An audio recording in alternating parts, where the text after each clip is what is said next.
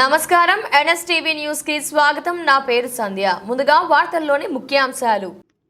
SC వర్గీకరణకు అనుకూలంగా supreme court తీర్పు ఇవ్వడం హర్షణీయమని ఎంఆర్పీఎస్ దివాన్ చెరువు ఎస్సీ సెల్ జిల్లా కార్యదర్శి కండవి లక్ష్మి, తెలుగుదేశం పార్టీ నాయకురాలు కండవల్లి లక్ష్మి హర్షం వ్యక్తం చేశారు.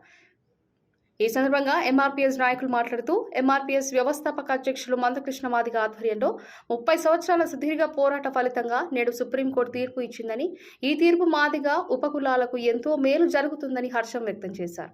ఎంఆర్పీఎస్ సుదీర్ఘ పోరాటంలో ఎస్సీ వర్గీకరణ కోసం అనేక మంది యువకులు అమరులయ్యారని అన్నారు. ఎంఆర్పీఎస్ ఆధ్వర్యంలో హైదరాబాద్లో బహిరంగ సభకు హాజరైన మేడి ఎస్సీ వర్గీకరణకు కృషి చేస్తానని హామీ ఇచ్చారని తెలిపారు.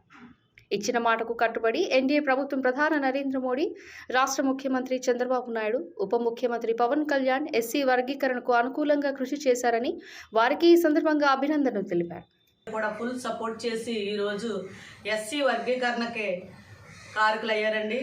కానీ మా అన్న కృష్ణ మాదిగ గారు 2004లో సుప్రీంకోర్టులో కన్నీరు పెట్టుకుంటూ బయటకు రావడం జరిగిందండి.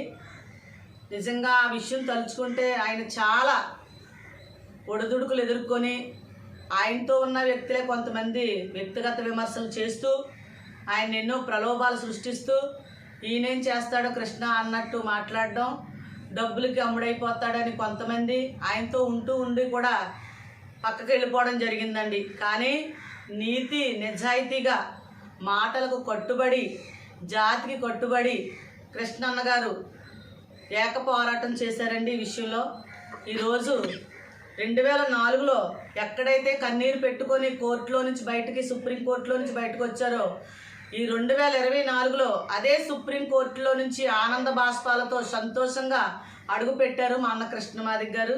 ఏదైనా కష్టపడిందే ఫలితం ఏది రాదండి. కష్టపడ్డారు, ఎన్ని ఒడిదుడుకులు వచ్చినా తట్టుకొని నీతి నిజాయితీగా పోరాటం చేశారు ఆయన. ఆ పోరాటానికి ఒక ఉద్యమకారుడిగా, ఒక దళిత జాతి దేవుడిగా ఈరోజు నిలబడ్డారండి. ఎస్సీ వర్గీకరణ అంటే మాటలు కాదు. చాలామంది యువత నిరుద్యోగులు చాలామంది ఎదురు చూస్తున్నారండి ఎస్సీ వర్గీకరణ కొరకు.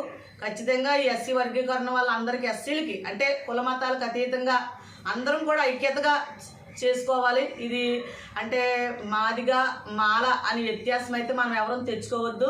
అందరం కూడా ఐక్యతగా ఉండి మనం ఖచ్చితంగా ఈ పోరాటానికి సమయోచితంగా ముందుకు సాగుదామండి. అందరం ఐక్యతగా ఉందాము. కృష్ణన్న గారు ఎవరికి ఏ కష్టం వచ్చినా ఎస్సీ మాల మాదికి కూడా ఎప్పుడు ఫుల్ సపోర్ట్ చేశారండి అన్న. అదే బాణంలో కూడా మనం కూడా వెళ్ళాలని కోరుకుంటున్నాను. ఈ ఎస్సీ వర్గీకరణకి ఫుల్ సపోర్ట్ ఇచ్చిన మా ముఖ్యమంత్రి వర్యులు గౌరవ నారా చంద్రబాబు నాయుడు గారికి, మోదీ గారికి, పవన్ కళ్యాణ్ గారికి నా ప్రత్యేకమైన ధన్యవాదాలు తెలియజేస్తున్నాను. రాహుల్ గాంధీ గారికి కూడా, అలాగే మా కూటమి సభ్యులందరూ కూడా ఎస్సీ వర్గీకరణ ఫుల్ సపోర్ట్ చేశారు. మా రాజానగరం నియోజకవర్గం నుండి కూడా మీ అందరికీ ప్రత్యేకమైన ధన్యవాదాలు తెలియజేస్తున్నానండి. మా అన్న కృష్ణ మాదిగ అన్నగారికి ప్రత్యేకంగా పాదాభివందనాలు తెలియజేసుకుంటున్నాను. అన్న, నీ కష్టానికి ప్రతిఫలం లభించింది. నువ్వు చేసిన త్యాగం మరువలేనిది. ఒక దళిత మహిళగా నేను సంతోషాన్ని వ్యక్తపరుస్తున్నానన్న. నీ పోరాటం నాపొద్దు. ఏదైనా మహిళా శక్తి అంతా కూడా నీ వెనకాల తప్పకుండా ఉంటుందని, ఇందుకు కారకుడిగా నువ్వు కారణ జన్ముడిగా నిలబడ్డావని ప్రత్యేకంగా నేను నా కుటుంబం తరపున, నా పార్టీ తరపు నుండి, నా రాజానగరం నియోజకవర్గం దళిత సంఘాల తరపు నుండి ప్రత్యేకమైన ధన్యవాదాలు తెలియజేసుకుంటున్నానన్న.